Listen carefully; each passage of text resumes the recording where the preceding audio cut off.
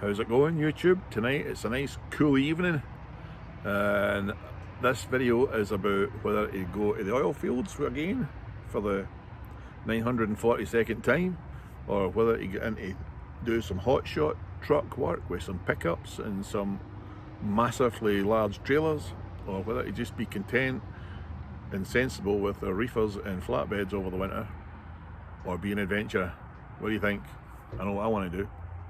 Thanks for watching. If you haven't subscribed, please do that. If you can hit the notifications button, that would be good too. Thank you.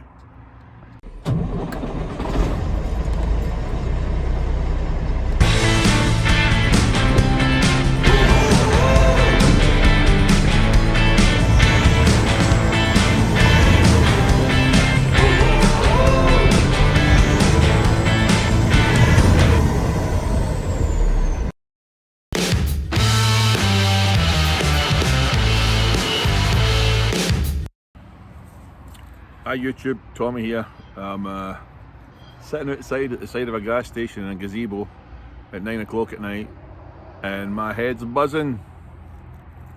I made a video recently about CDL or non-CDL hotshot. For those of you who don't know what hotshot is, it's when you have a pickup truck pulling a trailer that looks like it's way too big for it. Basically that's it. And what these guys do is they go around the country. There's different things, you can haul equipment on it. A lot of them have got flip over ramps that flip back up and become part of it's like a triangular wedge that becomes part of the trailer when it's upside down.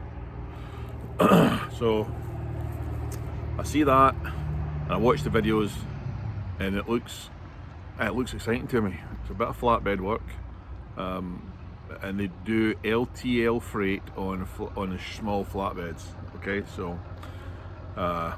you're kind of nothing against gypsies or anything like that, but it's kind of gypsy life. A bit, well, I suppose trucking is if you're over the road, but instead of picking up and going straight to Florida, you might pick up here and we'll get a load here going to Atlanta.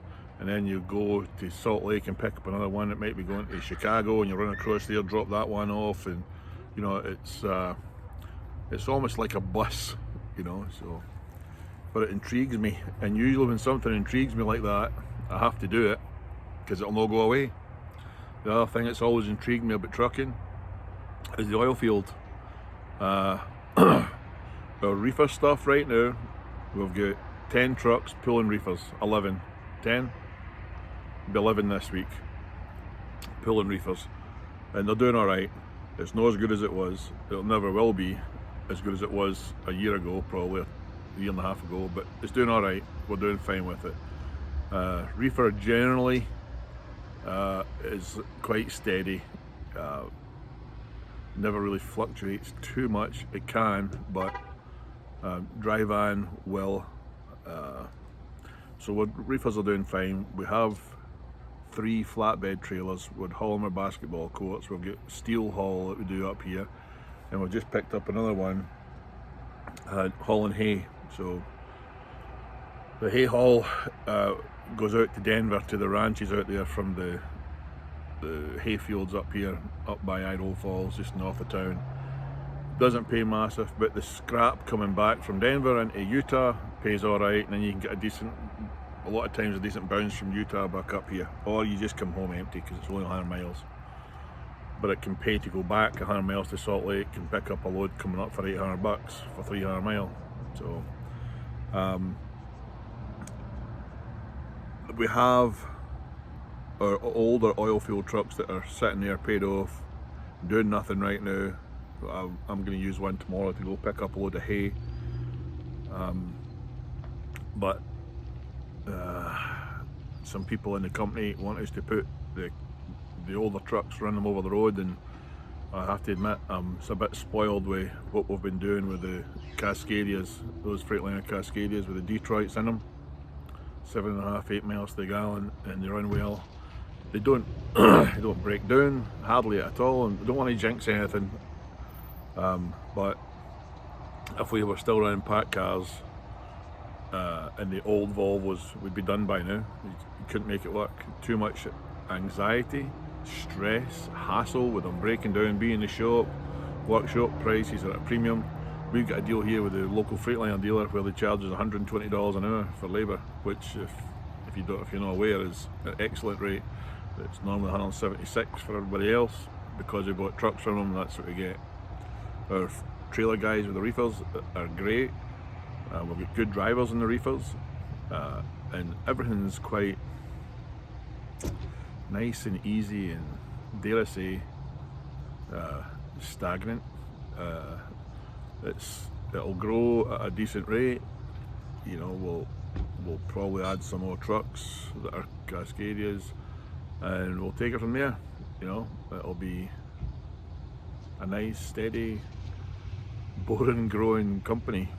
The flatbed stuff, kind of like that. It's a bit of an adventure where you're doing different stuff. I do like doing the flatbeds where you pull in and it's usually the end user you're going to, not a distribution centre. But when you pull in there, you drop off. You know, they're usually happy to see you, and you get your stuff unloaded and away you go, your next job. And it's always quite a good variable of different stuff that you're hauling.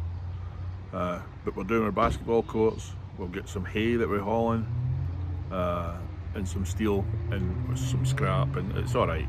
You know, it interests me more than the reefer stuff does. Maybe it's because I've done reefer for so long. But the thing, they're steady things. The Las Vegas adventurous side of trucking is when you go to the oil field. It always dangles a worm on the end of a hook for me, and it's always enticed me. Maybe it comes from being a 10-year-old boy watching Dallas, a TV show in Scotland, and I must admit, when I was driving in the oil fields in West Texas, I used to think, holy crap, I used to watch programs about this when I was 10 on the other side of the world, and now we're driving trucks in it. But it's not all it's cracked up to be sometimes, but other times it is. I think if you're the right person down there taking care of it, with some trucks that are paid off, and we could put our little blue Volvo that's just been DOT'd down there, our gold Freightliner that's just been DOT'd, get the AC fixed on it, same with the Volvo. We've got our black Kenworth, and we've got a little red Freightliner, so we could put 4 trucks down there. The black Kenworth does need the brakes done on it, and a set of tyres in the back of it, and a fuel pump. Sounds like a lot, but it's not really. So we could have those trucks running down there on a separate company, nothing to do with the over-the-road DOT number or anything like that. Just a totally separate thing where they could just be running down there for that company, and that would be how it would go. It would only license those trucks for Texas and insure them for sand and gravel, and that's kind of what I think we should be doing with those. But some of the guys that work with me don't want us to put the stuff in the oil field again because it was a bit of a disaster the last time. Not a disaster, but it's always hard to keep track of it. But the thing that really interests me, I have to tell you, I can't stop watching the videos on the YouTube, is hotshot trucking. It just, I'm all over it. I will have to do it. It's an itch that needs to be scratched. I want to do it. It's just something that entices me. It makes me want to go buy a Cummins diesel pickup and a 35-foot flatbed, or, you know, I've studied it and I want to do it. I like the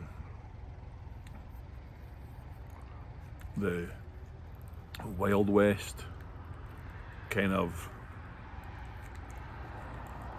When I went to North Dakota years ago, it was an adventure.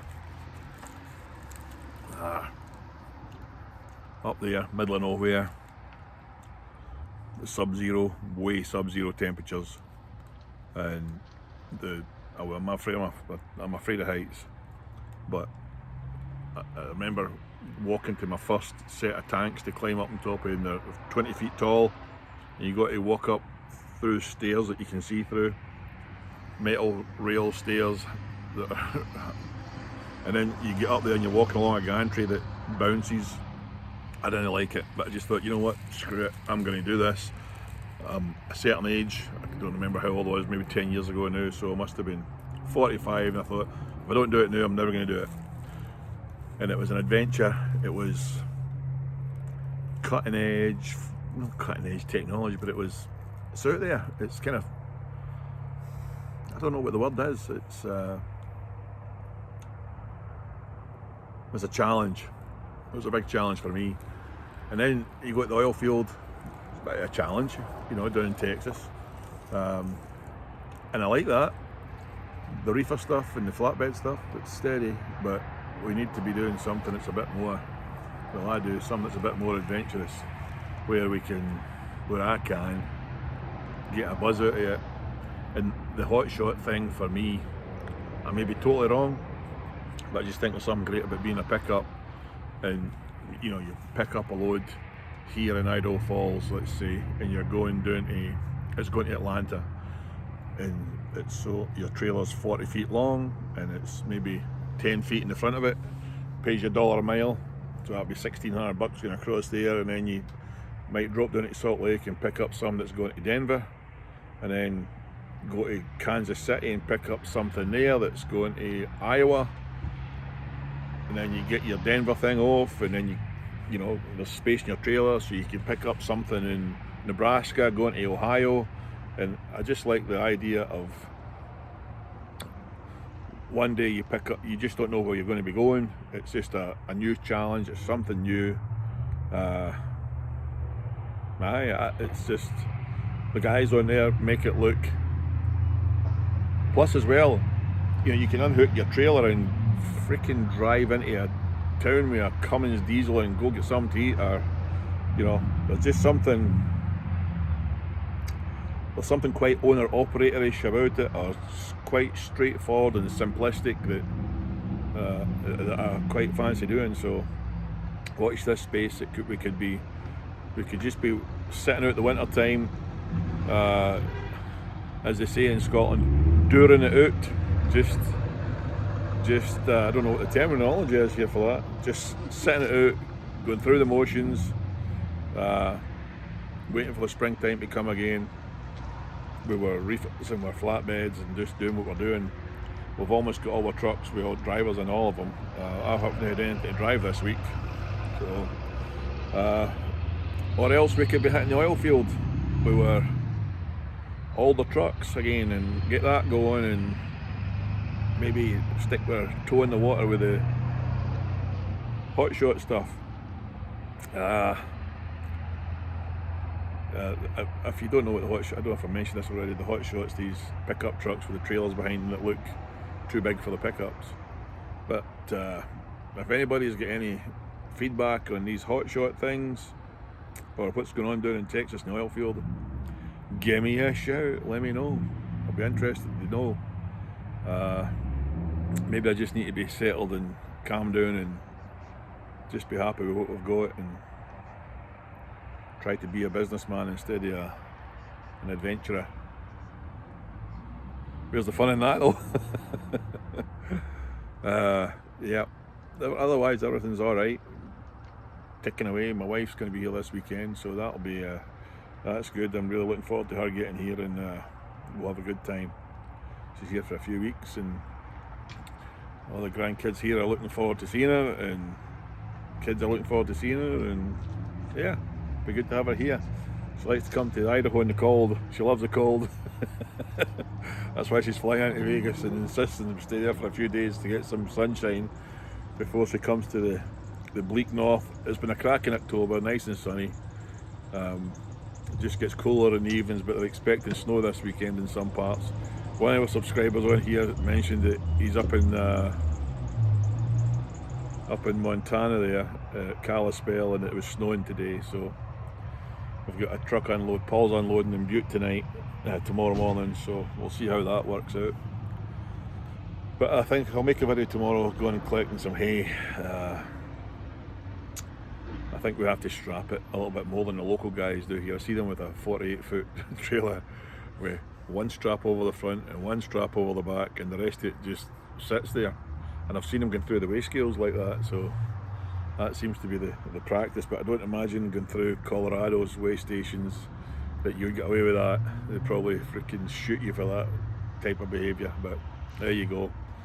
That's it. It's getting a bit cool, and I better get in my bed, get up early tomorrow, pick up at 8 o'clock, so I'll leave here about 7, grab the trailer, bounce up there, load it. I'm not sure who's taking it. I've got 2 trailers here that I could load with hay, but I think Paul might be coming back down and taking one. He was going to meet Justin in Denver and run back. And bring Justin's trailer back, and we've got basketball courts that we're picking up in Oklahoma City. One's going to Minnesota and another one's going to Miami. So, but there you go, that's it. Everybody likes to play basketball all over the country, it would seem. They all need basketball courts. So, but anyway, thanks for watching. If you've got any, like I said, any information on these things, let me know, because I'd sure be interested in finding out. Thanks very much.